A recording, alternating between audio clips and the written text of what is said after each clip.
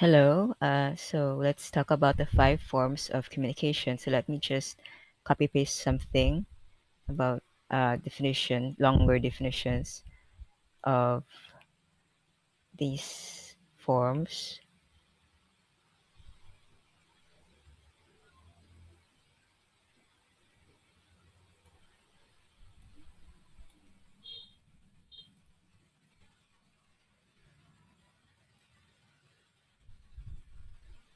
Okay, so let's talk about the first form of communication.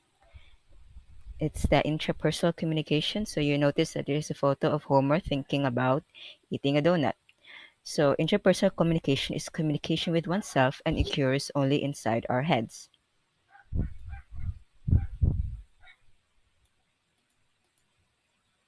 So, it's communication with oneself using internal vocalization or reflective thinking.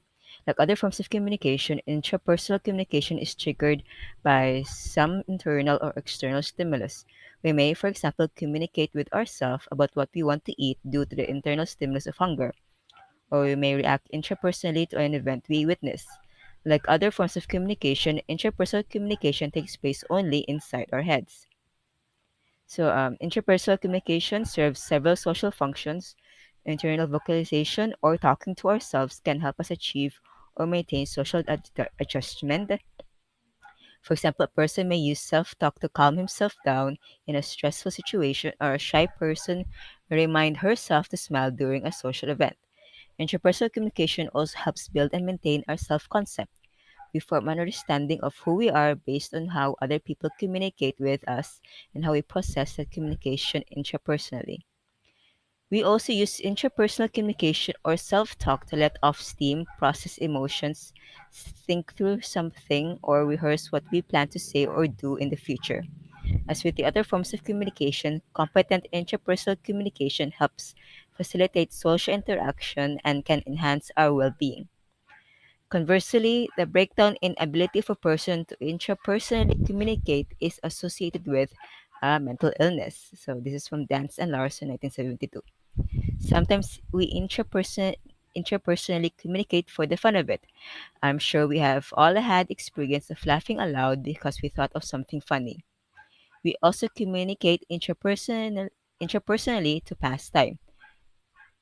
So there's some situation that you have experienced of in waiting rooms and just thinking about things while you wait, and this interpersonal communication is usually unplanned and does include a clearly defined goal.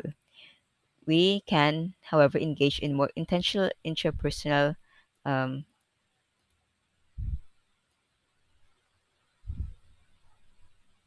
interpersonal communication. In fact, deliberate self-reflection can help us become more competent communicators as we become more mindful of our own behaviors. For example, your internal voice may praise or scold you based on a thought or action. Okay. For example, like that, there's a video as an example of like talking to yourself. Maybe you will be judging about what you did or what you said. So cannot. Okay, wait.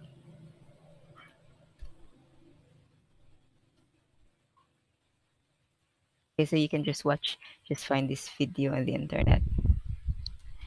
But or I could just upload it on on Physio Learn. Okay, so of the forms of communication, interpersonal communication has received the least amount of formal study. It is rare to find courses devoted to the topic and is generally separated from the remaining four types of communication. The main distinction is that interpersonal communication is not created with the intention that another person will perceive it in all the other levels. The fact that the communicator anticipates consumption of their message is very important. Okay, so let's go to the other type of communication, which is interpersonal communication. So, interpersonal communication is communication between people whose lives mutually influence one another and typically occurs in dyads, which means in pairs. Okay, so like what you watched earlier about that scene where Katie and Regina are talking to each other and understanding each other and then mending relationship. That was a example of interpersonal communication. So to expound more about this form,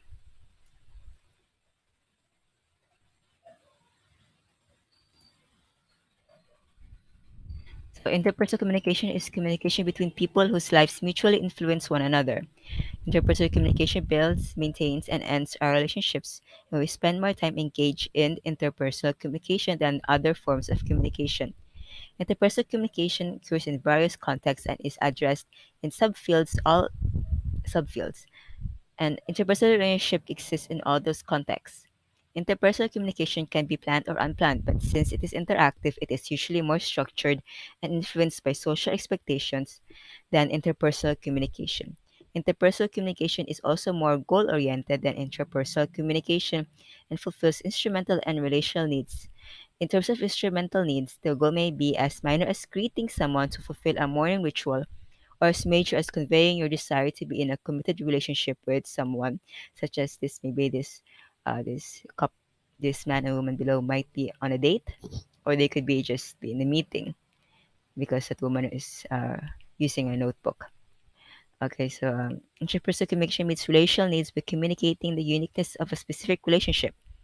Since this form of communication deals so directly with our personal relationships and is the most common form of communication, instances of miscommunication and communication conflict most frequently occur here. Couples, bosses, and employees and family members all have to engage in complex interpersonal communication, and it doesn't always go well. In order to be a competent interpersonal communicator, you need conflict management skills and listening skills, among others, to maintain positive relationships.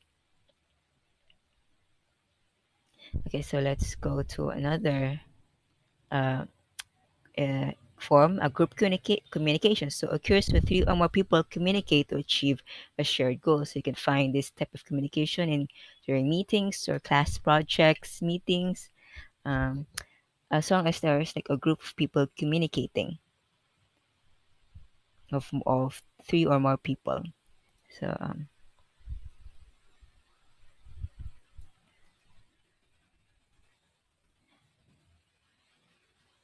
so group communication is communication among three or more people. uh, you have likely worked in groups in high school and college, and if you are like most students, you didn't enjoy it. Even though it can be frustrating, group work is an academic setting, provides useful experience and preparation for group work in professional settings. Organizations have been moving toward more team-based work models, and whether we like it or not, groups are an integral part of people's lives. Therefore, the study of group communication is valuable in many contexts. Group communication is more intentional and formal than interpersonal communication. Unlike interpersonal relationships, which are voluntary, individuals in a group are often assigned to their position within a group. Additionally, a group communication is often task focused, meaning that members of the group work together for an explicit purpose or goal that affects each member of the group.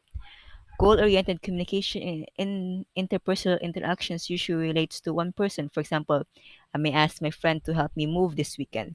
So goal-oriented communication at the group level usually focuses on tasks assigned to a whole group. For example, a group of people may be tasked to figure out a plan for moving a business for one office or another. So pretend that these people are talking about that. And you know from previous experience, working in groups that having more communicators usually lead to more complicated interactions. Some of the challenges of group communication relate to task-oriented interactions, such as deciding who will complete each part of a larger project. So, but many challenges stem from interpersonal conflict or misunderstandings among group members. Since group members also communicate with and relate to each other interpersonally and may have pre-existing relationships or develop them during the course of the group communication. Okay, so the fourth one would be public communication. So, for example, like this senator is talking to a group of people about her like laws or projects, or this teacher in a university talking to his students. So, Is the sender focus on typically occur when one person conveys an information to a larger audience, to or an audience.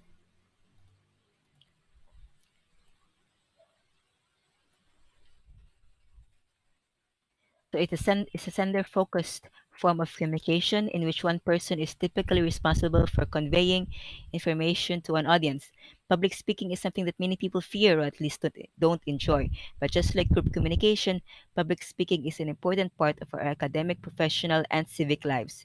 When compared to interpersonal and group communication, public communication is the most consistently intentional, formal, and goal-oriented form of communication we have discussed so far. And then the last and not the least is the mass communication. It occurs when messages are sent to large audiences using print or electronic media. So, what is an example of a mass communication? You may tell from this illustration, uh, like filmmaking, writing, blogging, making videos. Uh, this presentation is an example of mass communication, what I'm doing right now, especially if I upload this on YouTube and then more people will be watching this presentation. So example of mass communication includes vlogging, making films, or writing, publishing a book.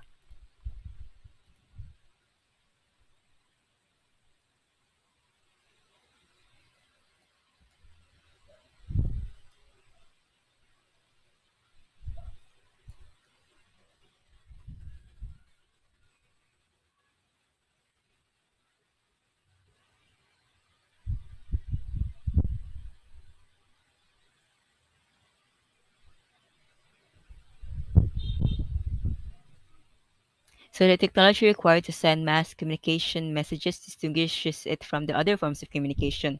Certain amount of intentionality goes into transmitting a mass communication message since it usually requires one or more extra steps to convey the message. This may involve pressing enter to send a Facebook message or involve an entire crew of camera people, sound engineers, and production assistants to produce a television show.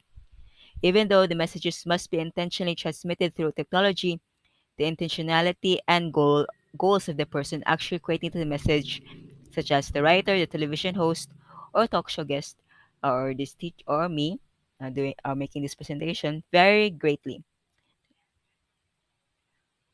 So, for example, the President's State of the Union address is a mass communication message that is very formal, goal oriented, and intentional, but the President's verbal gaffe during a news interview is not. So, technological advances such as printing press, television, and the more recent digital revolution have made mass communication a prominent feature of our daily lives.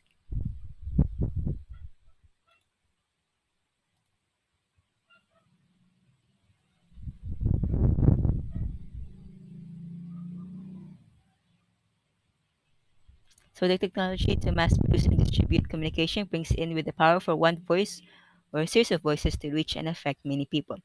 This power makes mass communication different from the other levels of communication.